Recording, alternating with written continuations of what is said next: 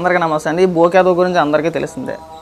ఈశ్వర్ గారు నేను అనుకున్నా చంద్రబాబు నాయుడు గారు నిన్న అమరావతి పైన ఒక శ్వేతపత్రం ఒకటి రిలీజ్ చేసి జగన్మోహన్ రెడ్డి 3 రాజధానులు అంటూ చెక్కాటాడాడు.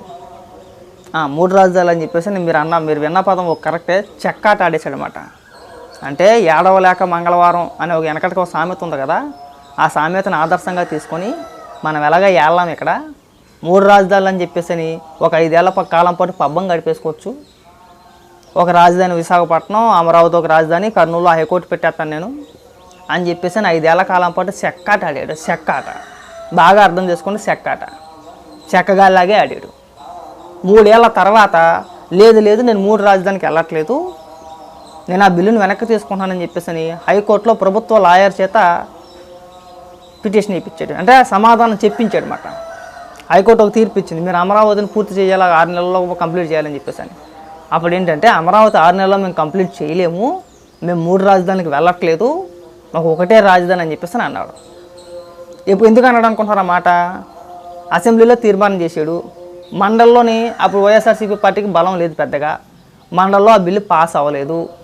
ఆ తర్వాత లీగల్గా కొన్ని కేసులు వాటి ద్వారా డిలే అయ్యింది. తర్వాత 3 ఏళ్ల తర్వాత మండలిలో బలం వచ్చింది. తర్వాత జరిగిన ఎమ్మెల్సీ ఎన్నికల్లో వైఎస్ఆర్సీపీ పార్టీకి మండలిలో బలం ఉంది. బలం ఉన్నా సరే మిగిలిన 2 ఏళ్లలో, అంటే చివరి 2 ఏళ్లలో అసెంబ్లీ సమావేశాలు అనేక సార్లు జరిగినా సరే అమరావతి లేదంటే 3 రాజధానుల గురించి మళ్ళీ ఒక బిల్లు పెట్టి ఒక తీర్మానం చేసి మండలిలో బిల్లు పాస్ చేయించుకోవచ్చు కదా, చేయించుకోవాలా. 3 రాజధానుల ప్రస్తావన ఎక్కడా తేలా, ప్రభుత్వం తరపు నుంచి 3 రాజధానుల ప్రతిపాదన ఎక్కడా లేదు, చెయ్యలేదు. ఎన్నికల ప్రచారంలో కూడా 3 రాజధానులు అని చెప్పేసి పార్టీ తరపున ప్రచారం చేశారు తప్పితే ప్రభుత్వానికి సంబంధించిన నిర్ణయం కూడా కాదు. అక్కడికే క్లియర్. సరే చెక్కాట ఆడేసాడు కదా, పక్కన పెట్టేసండి అది. ఇప్పుడు ఈ బోగ్గలు మాట్లాడే మాటలు ఒకసారి వినిపిస్తాను చూడండి. ఒక చిన్న ఎగ్జాంపుల్ చెబుతాను సార్. అమరావతిలో క్యాపిటల్ సిటీ నిర్మించడానికి సింగపూర్ ప్రభుత్వంతో చంద్రబాబు ఒప్పందం చేసుకున్నారట. ఈ ఒక్క అబద్ధం చాలు ప్రజల్ని, అమరావతి రైతులను బాబు ఏ రకంగా మోసం చేస్తున్నారో చెప్పడానికి. ఒప్పందం చేసుకుంది సింగపూర్ ప్రభుత్వంతో కాదు సార్, సింగపూర్ మంత్రి ఈశ్వరన్తో. ఏడాది క్రితం అవినీతి కేసులో ఈశ్వరన్ జైలు పాలయ్యాడు. సింగపూర్ లో అవినీతి కేసు అంటే మామూలు విషయం కాదు. చంద్రబాబుతో స్నేహం చేస్తే ఇలానే ఉంటుంది మరి. అసలు అమరావతిలో జగన్మోహన్ రెడ్డి 16 నెలలు నీ అమ్మ మొగుడు కొంపకేం వెళ్ళా. జగన్మోహన్ రెడ్డి 16 నెలలు జైల్లోనే ఉన్నాడు, నీ అమ్మ మొగుడు కొంపకి వెళ్ళలేదు, పెళ్లి చూపులకి వెళ్ళలేదు, పుణ్యక్షేత్రాలకి ఏమి వెళ్ళలేదు, తీర్థయాత్రలకి ఏమి వెళ్ళలేదు. జగన్మోహన్ రెడ్డి అవినీతి కేసులోని 16 నెలలు జైల్లో చెప్పకూడుతున్నాడు ఉండా. తెలుసా నీకు విషయం అర్థమవుతుందా? గట్టిగా మాట్లాడుతూ గెలగా మాట్లాడతాం మేము కూడా. 5 ఏళ్ల కాలం పాటు గడ్డి పీకేరా. 5 ఏళ్ళు అధికారంలో ఉండి మీరు పీకింది ఏంటంటే ఏనా బొచ్చు ఉండదు. ఇక్కడికి వచ్చి నువ్వు పెద్ద పెద్ద పాఠాలు చెప్పాలి. ఎవరికైనా మీరు పాఠాలు చెప్పేది అంటే జనాలు మరీ అంత గొర్రెలు అనుకుంటున్నావు నువ్వు. మనం మాట్లాడేటప్పుడు ఒక విధానం, ఒక పద్ధతి ఉంటుంది. సరే సింగపూర్ ప్రభుత్వంతో ఒప్పందం చేసుకోలేదు నువ్వు అంటున్నావు కాబట్టి చెప్తున్నా. 5 ఏళ్ళు అధికారంలో ఉండి ఏం పీకుతున్నావు? అక్కడ మంత్రి అవినీతి కేసుల్లో ఆ జైలు పాలు వేయడని చెప్తున్నావు కదా, కరెక్టే, ఓకే. మరి మీరు తేల్చిన అవినీతి ఎంత? 2014 నుంచి 2019 వరకు అమరావతిలో చంద్రబాబు నాయుడు గారు దోచేశారన్నారో, తినేశారన్నారో, భూములు కబ్జా చేసుకున్నారనో, లేదంటే భూములు తన సొంత వాళ్ళకి కొనిపించారనో, అందులో పెద్ద అవినీతి చేశారనో, ఇలాంటి రకరకాల ఆరోపణలు చేశారు. అధికారంలోకి వచ్చిన తర్వాత కూడా చేశారు. 5 ఏళ్ళు అధికారంలో ఉండి మీరు పీకింది ఏంటి? ప్రజల ముందు ఉంచింది ఏంటి?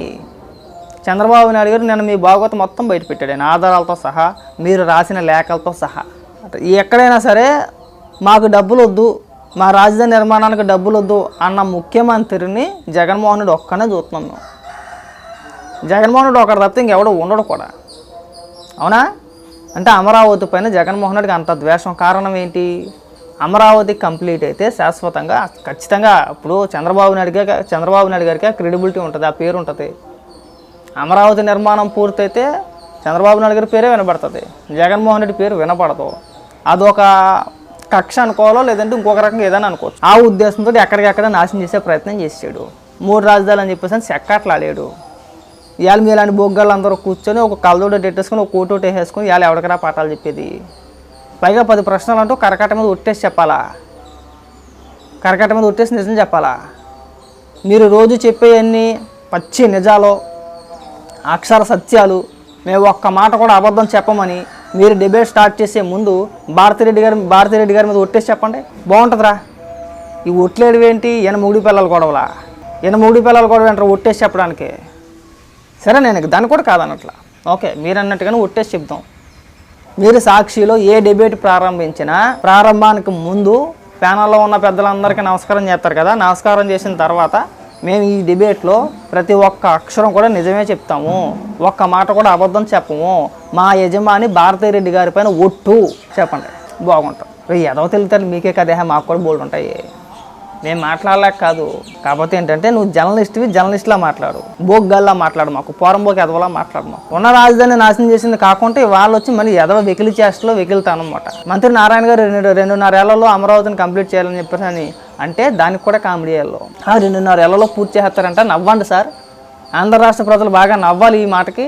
అంటే మీకు చేత కాకపోతే అందరికీ చేత కాదని చెప్పి అనుకోకూడదురా. మీరు ఎలాగ ఏడలేరు, నేను చెప్పాను కదా, చెక్కాట్లు ఆడారు మీరు. 5 ఏళ్ల కాలం పాటు జగన్మోహన్ రెడ్డి చెక్కాట్లు ఆడాడు. సో జగన్మోహన్ రెడ్డికి చేత కాదు, జగన్మోహన్ రెడ్డికి చేత కాదని చెప్పేసి అందరికీ చేత కాదని చెప్పేసి అనుకోకూడదు. మాకు తెలుసు మీరు ఏడుస్తారని కూడా మాకు తెలుసు, మీ ఏడుపులు ఇలాగే కొనసాగాలి, ఇలాగే ఉంటాయి కూడా మాకు తెలీదా. ఒక జర్నలిస్ట్గా ఉండి విలువలు మర్చిపోయి మనం దిగజారిపోయి రోజుకి దిగజారిపోయి మాట్లాడితే పరిణామాలు తీవ్రంగా ఉంటాయి. మీరు అమరావతి పైన ఇంకా విషయం కక్కుతున్నారు. ఆ ప్రాంత ప్రజలు ఇప్పటికే సహించరు, ఇప్పటికే మిమ్మల్ని కూర్చోబెట్టేస్తారు మూలకి. విజయవాడ కానీ గుంటూరు కానీ, అంటే కృష్ణా గుంటూరు జిల్లాల ప్రాంత ప్రజలు ఇప్పటికే మమ్మల్ని పక్కన కూర్చోబెట్టారు. మనం ఇలాగే విషయం కక్కుతా పోతే మీరు విషయం ఎంత కక్కితే అంత త్వరగా అమరావతి పూర్తయిపోతాయి. రేపు అన్న రోజున అమరావతిలో తలెత్తుకుని ఎలా తిరుగుతారా, ఎదవల్లారా, ఏ ముఖం పెట్టుకుని తిరుగుతారు మీరు? అసలు అడుగు పెట్టగలరా? ఆ ప్రాంతంలో అడుగు పెట్టగలరా?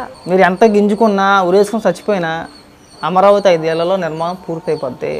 మీరు అనుకుంటున్నారేమో మన విషయం కక్కేద్దాంలే, ఇదేమో అయ్యే ప్రాజెక్ట్ ఏం కాదు, ఇప్పట్లో తివిలి ఎవరిమేం కాదు అనుకుంటున్నారేమో. కానీ ఆ పప్పులేం పట్టుకో, గతంలో అలాగే ఈసారి ఉండదు. మళ్ళీ అంటే ఒకవేళ ఇన్కేస్ ఎప్పుడైనా జగన్మోహన్ రెడ్డి 10-15 ఏళ్ళ పాటు కనే కనబడ్డా అనుకోండి, వదిలేసాను పాటు. ఇన్కేస్ ఏ ముఖ్యమంత్రి వచ్చి అమరావతిని ఆపాలని ప్రయత్నించినా ఇంటికి ముక్క కూడా పేగలేడు, అక్కడ ఇంచు కూడా కదపలేడు. ఈ 5 ఏళ్ళు మనం చూసాం కదా, ఎన్ని రకాలుగా ప్రయత్నించినా ఆఖరికి ప్రయత్నించి ఓకే మనం ఏమీ చేయలేం, దీన్ని అమరావతి రాజధానిగా ఉంటుంది, సరే పక్కన పెట్టేసండి, ఆ రాజధాని ప్రస్తావన తేమాకన్నా నేను జగన్మోహన్ రెడ్డి సైలెంట్ అయిపోయాడు. కానీ ఏమైనా చేయగలిగారా? చంద్రబాబు నాయుడు గారు ఏదైనా చేస్తే అలాగే చేస్తారు, అంత పటిష్టంగా చేస్తారన్నమాట.